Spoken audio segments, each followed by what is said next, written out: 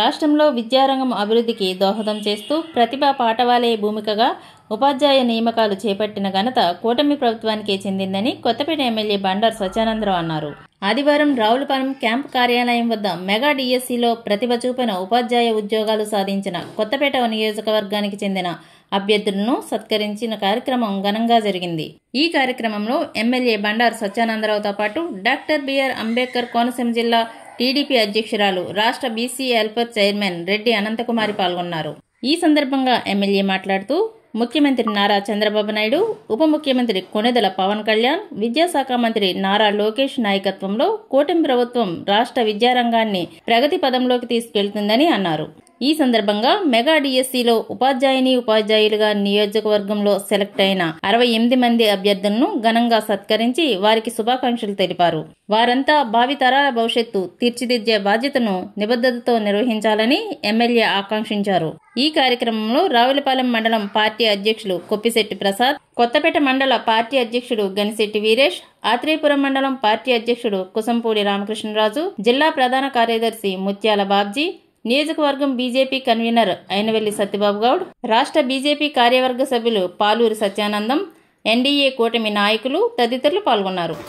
ఈ మధ్య జరిగినటువంటి మెగా డిఎస్సిలో 68 మంది యువకులు టీచర్స్ గా సెలెక్ట్ అయి రేపు బాధ్యతలు స్వీకరిస్తున్న శుభ సందర్భంలో ఒక్కసారి మిమ్మల్ని అందరినీ కలుసుకుని అభినందించాలనే ఆలోచనలో భాగంగా ఈనాడు ఈ కార్యక్రమం నిర్వహించుకోవడం, అది ఆ వృత్తులకు మీరు అడుగుతూ ఈ సమాజానికి ఉపయోగపడే మంచి పిల్లల్ని రేపు తయారు చేయడం కోసం, వారిని తీర్చిదిద్దడం కోసం ఒక బలమైన పునాది ఈ సమాజ నిర్మాణానికి వేయడం కోసం మీరు పాత్రదారులు అవుతున్నందుకు చాలా సంతోషంగా ఉంది, చాలా ఆనందపడుతూ ఉన్నాం. అంటే మిగతా నియోజకవర్గాల కంటే బాగానే మన వాళ్ళు ఎక్కువ సాధించారని నేను అనుకుంటా ఉన్నాను. చాలా తక్కువ సంఖ్య కాదు 68 మంది అంటే. మరి అటువంటి గొప్ప ఫలితాలను మీరందరూ సాధించడానికి రేయింబవుల్లో మీరు శ్రమించుంటారు, ఎంతో కష్టపడి ఉంటారు, తపన పడి ఉంటారు అనేది మాత్రం అంటాను. ఎందుకంటే చాలా మంది కలిసినప్పుడు ఎప్పుడు ఉంటుందండి డిఎస్సీ. మీకు గత 5 ఏళ్లలో డిఎస్సీ లేదు, మీకు తెలుసు.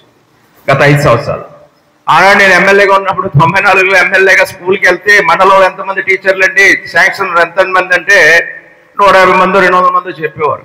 ఎంతమంది ఉన్నారండి?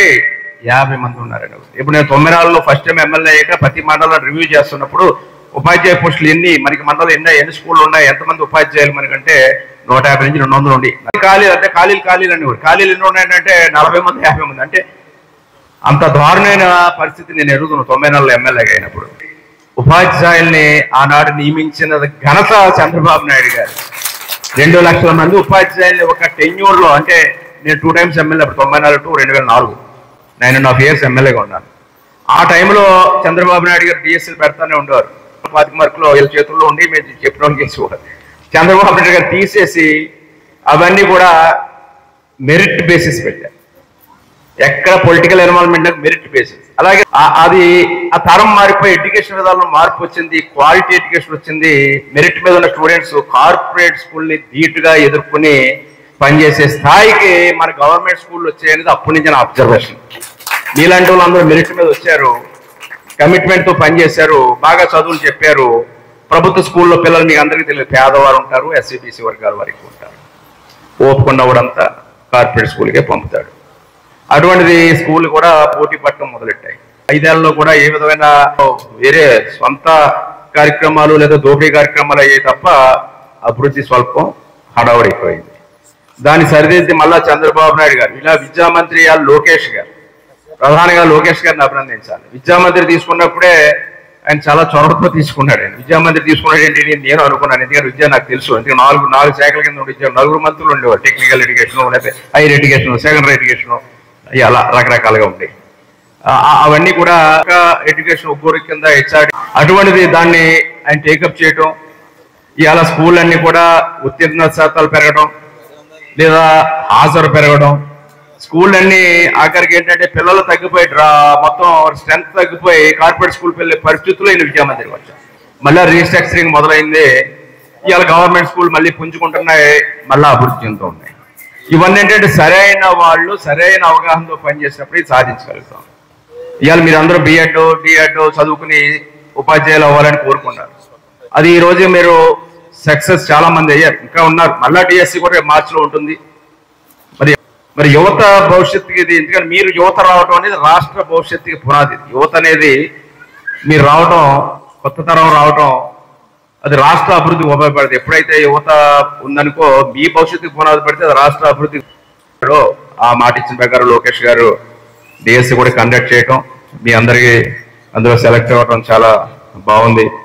ఇవన్నిటినీ కూడా ఇంకా బాగా విద్యారంగం ముందుకు వెళ్ళాలని మరొక డిఎస్సి నిర్వహిస్తానన్నది వారికి కూడా లోకేష్ గారికి కూడా ధన్యవాదాలు తెలియజేస్తూ ఉన్నాను.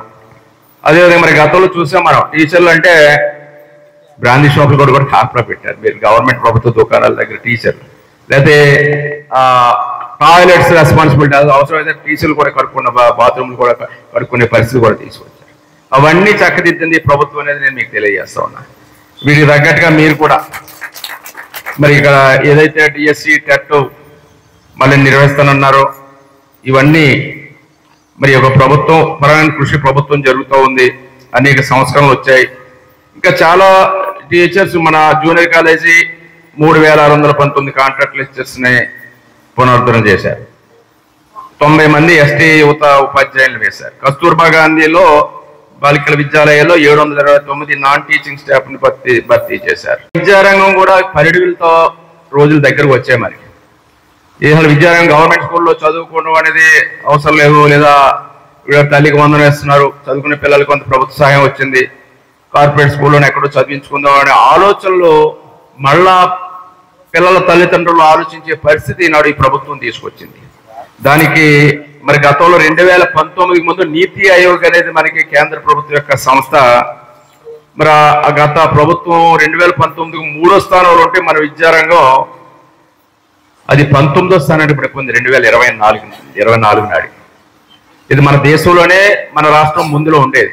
అటువంటి మళ్ళా మన మొదటి స్థానాల్లోకి రావడానికి ఇప్పుడు లోకేష్ గారి యొక్క సంస్కరణలు కూడా ఉపయోగపడాలని, ఎందుకంటే ఈ సమాజాన్ని రూపొందించే రూపకల్పన చేసే పెద్దల్లో మీరు, తల్లి తండ్రి తర్వాత గురుతరమైన బాధ్యతలు ఉన్న మీరు, అంటే మన ఉపాధ్యాయ లోకం ఇదంతా కూడా ఈ యొక్క మనందరూ మొట్టమొదటిగా అక్కడి నుంచే బయలుదేరుతాం. దాన్ని మనం దాన్ని నిజం చేసేలా, దాని యొక్క ఆశయాన్ని మనం నిజం చేసేలా మన పిల్లల భవిష్యత్తు కోసం వాటబడి దిశలో విద్యారంగం వెళ్ళాలని కోరుకుంటూ, ఇంకా మళ్ళీ ఒకటి డిఎస్సి కూడా మళ్ళీ వచ్చే సంవత్సరం ఆయన కంటిన్యూ చేస్తానందుకు మన విద్యామంత్రి లోకేష్ గారికి కూడా అభినందనలు తెలియజేసుకుంటూ, మరి మీరు మాకు అవకాశం ఇచ్చినందుకు, ఇక్కడ ముందే అనుకున్నాం ఈ లోపల మీరు ట్రైనింగ్ వెళ్ళారు. మొదట్లో నాకు కొంచెం బిజీగా ఉండడం వల్ల నేను ప్లాన్ చేసుకోలేకపోయాను.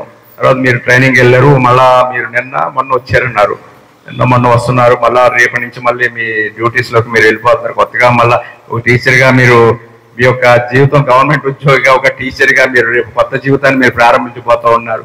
ఆ సందర్భంగా ఒకసారి కలవాలని నేను మిమ్మల్ని ఆహ్వానించడం, ఎంతో అభిమానంతో పిలిచినందుకు, మీరు ఇచ్చేసినందుకు మీ ఒక్కరికి నా హృదయపూర్వకమైనటువంటి కృతజ్ఞతలు తెలియజేసుకో. మా యొక్క ఇది సత్కారం కాదు, ఏదో మాకు అభినందన అంతే. దీనివల్ల ఏదో కాదు, మీ ఒక ఇన్స్పిరేషన్, మీరు అందరూ సాధించారు. ఒక టీచర్గా మీరు మీ జీవితాల్లో రేపటి నుంచి స్థిరపడిపోతూ ఉన్నారు. ఆ సందర్భంలో మిమ్మల్ని ఒకసారి గౌరవించుకోవడం మా బాధ్యతగా భావించి పిలిచిన వెంటనే వచ్చాను. మీకు నా ధన్యవాదాలు తెలియజేసుకుంటాను.